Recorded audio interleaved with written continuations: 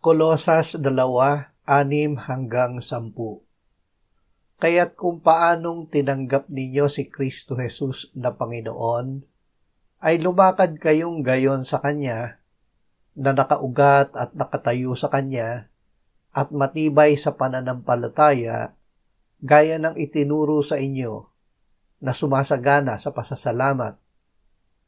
Kayo'y mag-ingat, baka sa inyo'y may bumihag sa pamamagitan ng filosofiya at walang kabuluhang pandaraya, ayon sa tradisyon ng mga tao, ayon sa mga simulain ng sanlibutan, at hindi ayon kay Kristo.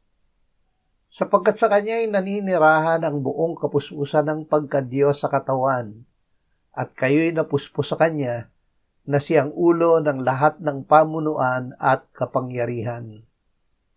Tanggapin si Jesus sa kanyang kapuspusan.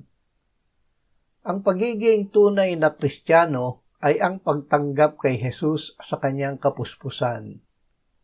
Ito ay pagtanggap sa kanya bilang tanging daan, katotohanan at buhay patungo sa Ama, bilang ilaw ng sanlibutan, bilang punong pari sa harap ng Ama sa langit, bilang hari sa kanyang kaharian ng liwanag, at hari ng mga hari at Panginoon ng mga Panginoon.